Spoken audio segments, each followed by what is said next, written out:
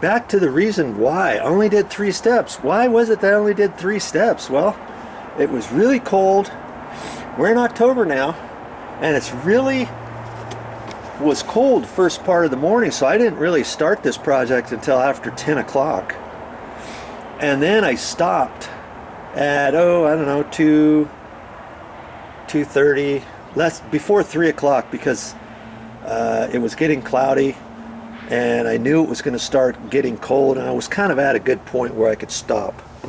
Okay, so now today, so in other words, how long did I really work on these 3 steps? Probably 4 hours total, plus I ran the video for the whole thing, so at least an hour per step, or just a little bit more. Okay, and today I think I can go a little bit faster. I'm not going to run the camera the whole time showing you step by step by step. If you want to see every little step that I did for these 3 previous steps, you can look at my videos, go to my playlist, or look at the preceding video that you're watching right now, and hopefully it'll show you these 3 steps that I did. If not, go to my playlists. Look for playlists on my YouTube channel, go and click onto there, and then I've compiled different videos with all kinds of videos on certain different things, like all about painting, all about changing a toilet, all about sheetrock patching, all about installing a ceiling fan, fixing a ceiling fan wobble, installing a ceiling fan switch, you know, all that kind of stuff.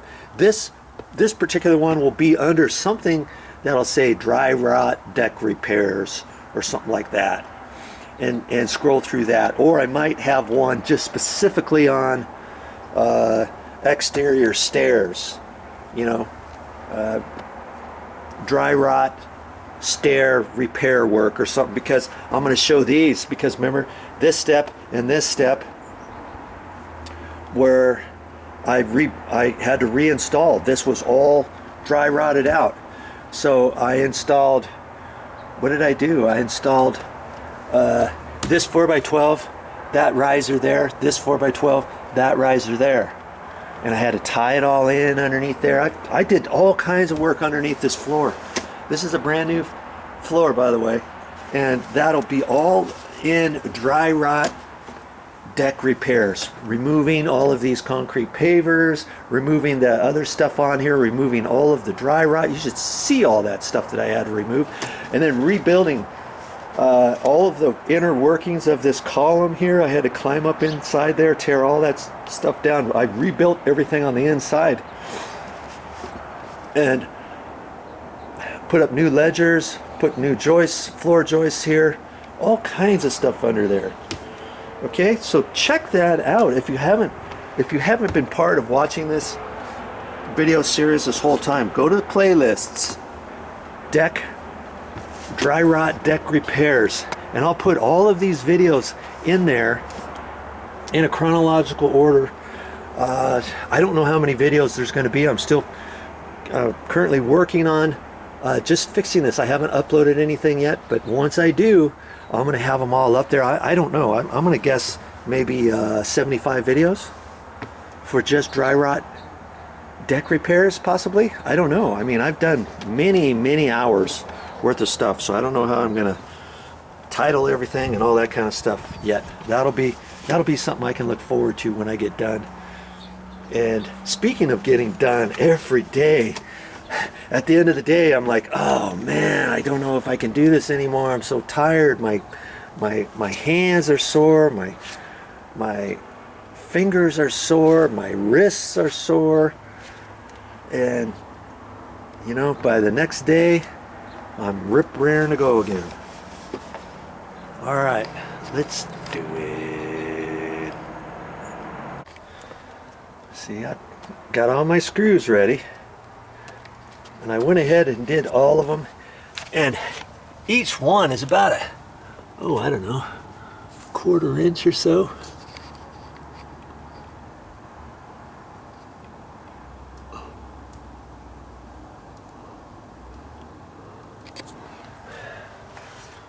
And you remember how I did it.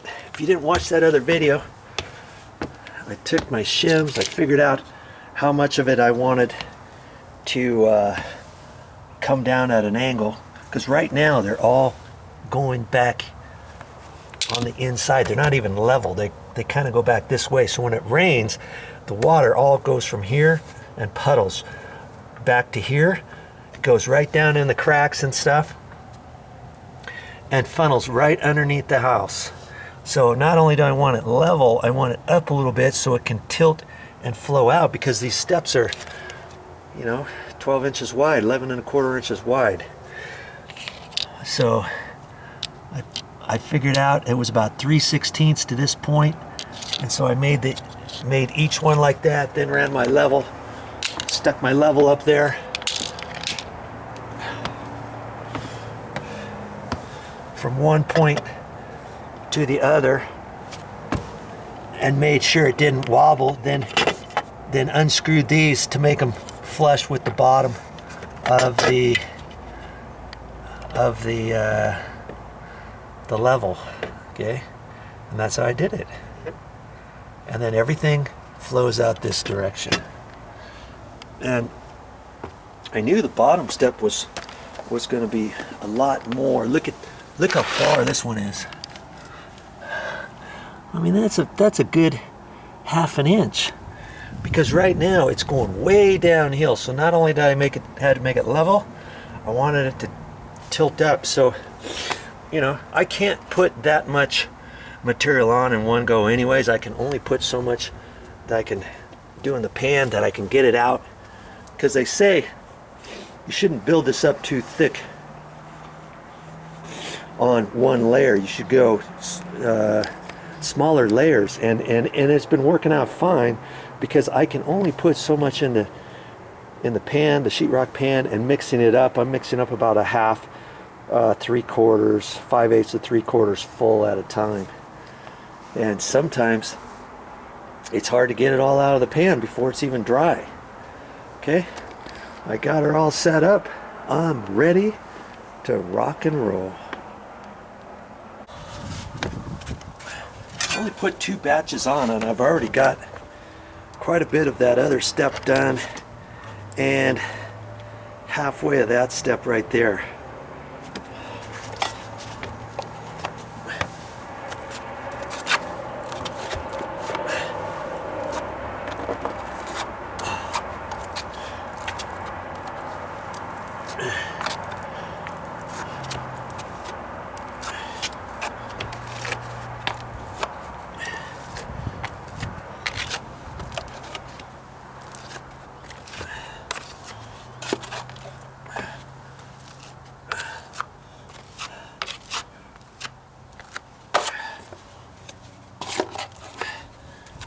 I think with my 6-inch, take my 10-inch, go across from the screw to the front edge of the step.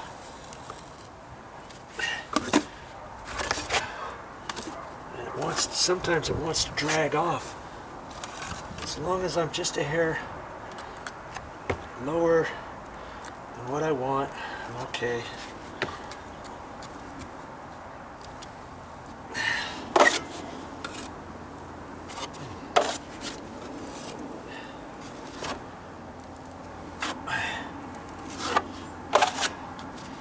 Looks pretty good.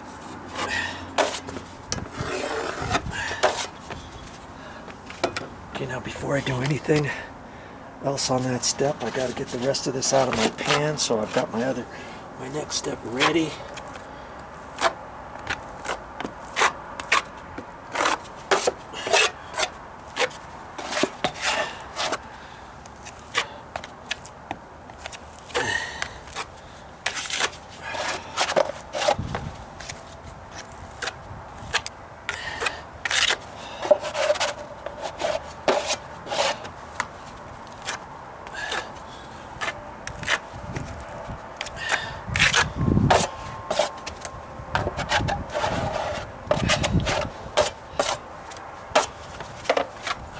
My 10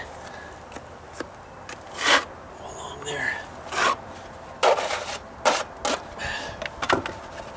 Take the rest of that going in there where there's a low spot.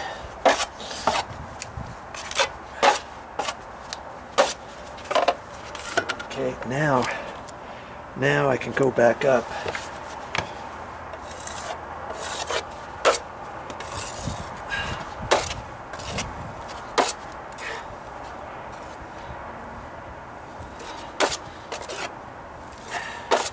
Take off any high edges I think I can see.